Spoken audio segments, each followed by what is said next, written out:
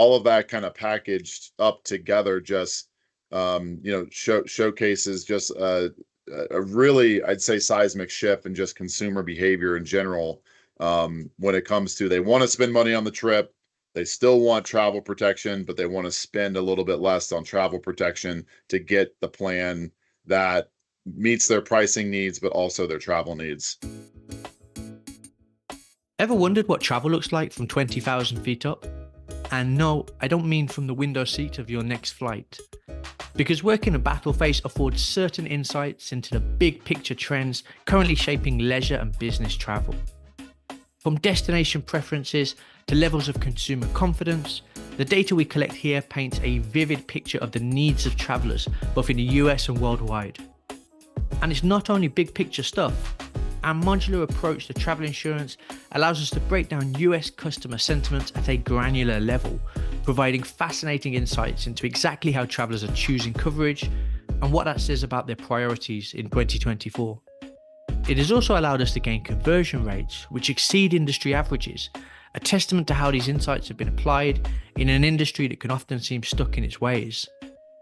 So, what are the biggest trends currently shaping the travel landscape? How do those trends intersect with travel insurance?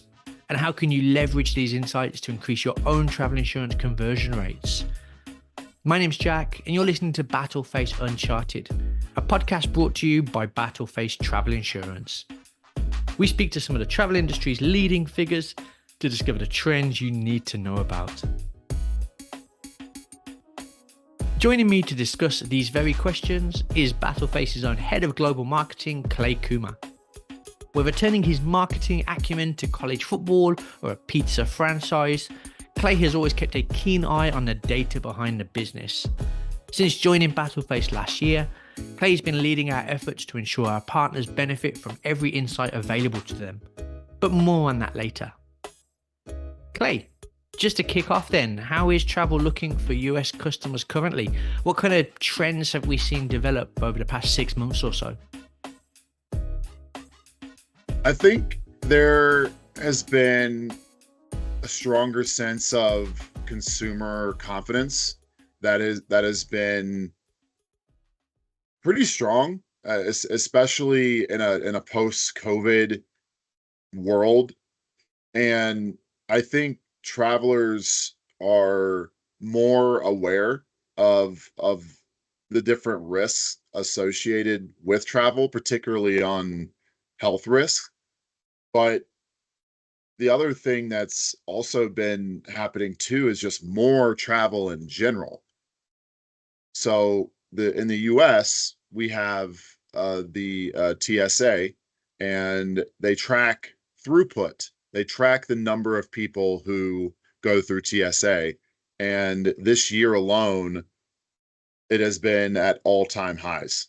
So that confidence is showing up in just the frequency of travel, that people are really getting out there, despite the different risks that are associated with both domestic and international travel, and even the heightened cost of travel and booking flights and cruises and excursions and all those things. So people are traveling at a very high rate. I mean, you mentioned there kind of, customer confidence returning, and awareness of health risks. Is that something that you're seeing reflected in the coverage that's being prioritized by customers? Yes, for sure. At least in what we've been seeing in how consumers are buying coverage, specifically. And our demographics are a bit younger when it comes to the travelers at Battleface, but the trends that have been developing that again correlate to that confidence is the fall in trip cancellation as a benefit that's attached to a plan. So this again kind of goes back to consumers being, I think, one, more confident, but also a little bit more savvy in that they likely recognize that they're going on their trip for one, like they want to go, but if they do need to cancel, there's a pretty good likelihood they're going to get some type of credit or reimbursement, particularly from the airline, with the recent changes in government policy, particularly in the US around different types of junk fees and that sort of thing.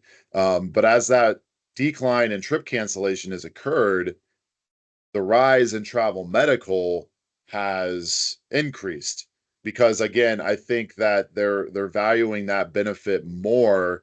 One, because it's a lower cost. The travel medical benefit is certainly less expensive than insuring the cost of your trip, and they know that the benefits of getting reimbursed for a canceled trip are likely going to be covered by another entity, whereas travel medical is a benefit that is cannot be reimbursed, right? Like it's something that they feel like they need because it's not like the airline can help them if they need to see a doctor or go to a hospital or something when they're traveling. Got you, yeah. You mentioned prices there. That's something that I've seen specifically around, flights and accommodation. And it seems to be a big kind of complaint from people at the moment that like, hey, travel is just very expensive right now. Is this being reflected in types of trips that people are taking or the types of coverage that they're purchasing? Yeah, I think there's probably two things going on there. There is, at least based on our data, an increase in domestic travel when looking at it year over year compared to 2023. So there certainly is more domestic trips that are being covered with a comprehensive type of policy. But I also think that because of the rise in travel costs in general, they're looking to spend less on a travel insurance plan. And that's also reflected in just the number of benefits that are being removed from a cart when you're thinking about a modular type of travel insurance plan. So they're they're and this kind of ties back into that consumer confidence that we were talking about, in that they they feel, I think, more confident about getting reimbursed while their trip costs is a little bit more expensive, and they're willing to pay less for travel insurance to only get the benefits they feel like they need. So all of that kind of packaged up together just showcases just a really, I'd say, seismic shift in just consumer behavior in general, when it comes to they want to spend money on the trip. They still want travel protection, but they want to spend a little bit less on travel protection to get the plan that meets their pricing needs, but also their travel needs. Clay, we're all familiar with embedded insurance from a customer's perspective, whether we're buying a flight ticket or booking a hotel room. I'm wondering, kind of when you're going through that process, what are some of the mistakes you see that are just killing conversion rates? They seem to have benefits that are kind of just prepackaged and bundled that are not particularly the type of benefits that maybe a traveler would need.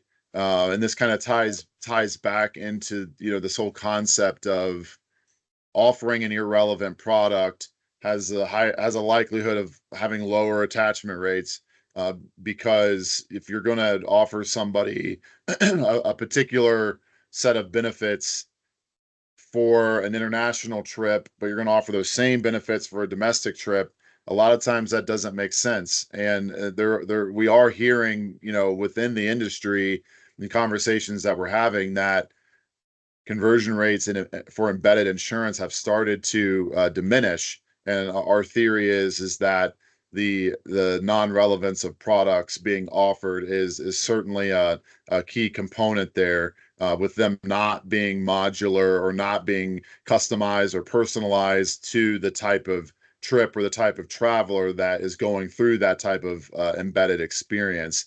Even though They do a lot of what we call social proof type of tactics to optimize for that conversion rate. They layer in a lot of different call to action type statements on, are you sure you don't want to protect this trip? You're leaving this trip unprotected, or or 20,000 people had bought this plan in the past 3 days. Like they're really trying to get that sale, but again, uh, it seems like those tactics aren't necessarily working as well as they used to on consumers. And again, that's just through a lot of conversations that we have with partners who do offer embedded coverage. I mean, look, speaking, specifically now to companies that maybe don't currently have a travel insurance offering, maybe it's something they're interested in adding. What sort of questions should they be asking at this point? Yeah, that's a great question, Jack. And I think the types of questions that, I mean, at least that we've heard, but also again, like what if I was in their shoes, like what I would be asking. I think it would be a real holistic kind of point of view. And it starts with technology and being able to have that flexible type of technology that would allow the partner to pivot quickly on what they're offering to consumers. So what I mean by that is all of this is done essentially through APIs. And if the APIs are just not flexible, then it'll be a preventative factor in being able to move quickly on the changes in the market. So technology would be a question that I would first bring up, around how seamless it is, how quickly can we A/B test, how quickly can we add or remove benefits, and that ties into modularity and product relevance. So the data and the technology behind the API, and how quickly and it can feed into their purchase experience, and how adaptable it is to different shifts and different trends. I would certainly be asking those questions. But then on product relevance and modular benefits aside, you really have to think more downstream around that customer experience. So the product has to make sense, and it has to be right for the trip and the traveler needs. But then you also need to make sure that it's backed with a good assistance experience in the event that customers need help during their trip, a good claims experience from submission to processing to the results of the claim submission. All of that needs to be quickly done, and it all needs to be kind of baked together in a unified way. So, and this kind of again just ties into having all of this technology be unified in the same platform, so that the consumer is, buying a relevant product, and if they need to service that product, it's being handled by the same by the same organization in one unified way, but also same technology. Got you. Yeah. I mean, look, we've talked about this sort of nitty gritty, then, haven't we? And I guess the sort of technical aspect of conversion rates and modular coverage. From a partner's perspective, then, does this require a lot of technical know-how? I would say from a partner perspective, it's really all about ease of adoption, and this whole plug and play nature of the way that at least the battleface APIs are set up, and being able to tailor the solutions from a white labeling perspective, or however they want to sell it, and having that technical support all the way through, not just at the time of setup to make sure everything's up and running, and then leave and never talk again, but having that support all the way through the life cycle of the relationship. So the technical piece, I think, can be pretty daunting, but again, I think at least for battleface, we certainly try to simplify it as best we can, and make that adoption process as easy as possible. Clay, tell me about Battleface Insights. How did this come about? What is it aimed at? Yeah.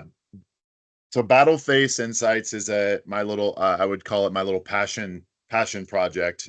um and it really was born out of a need to bring awareness to policies, like how consumers buy insurance, and the types of policies that they are buying, because Battleface again is unique in that we unbundle the benefits, particularly in the US market, which is something that's not a standard offer in this market. And when I started to just get into the data and really, as you said, got into the nitty gritty of things, with the type of benefits that consumers were attaching to their policies, began to get fascinated by it. And what was born of that was some really interesting insights that I think will benefit partners, and maybe even the industry abroad, right? I really feel like the types of insights that we're able to glean, can really help, I think, open people's eyes to consumer preferences when it comes to travel insurance. So people will be able to find it on the Battleface website. We have a partner insights section on the battleface.com website. We'll be planning on publishing a video series, on a monthly basis. The first one will be published here, soon, likely over the next couple of weeks, and hopefully we can start bringing some awareness to consumers' real preferences when it comes to how they buy travel insurance, and all the other insights that kind of go along with that. Fantastic. So finally, then, Clay, a bit of a curveball for you. You've been with Battleface for I think 9 months or so now, and as a self-proclaimed Swiftie, I was wondering which Taylor Swift song you would say kind of sums up your experience at Battleface so far. I love that question so much. I'm I am so glad that you asked it. Um, oh man. Okay, so Taylor Swift has a song. It's not a newer one, but it's called 22, and it's basically about feeling 22. And for me, in my older age, I think that my summation of my time at Battleface is feeling 22.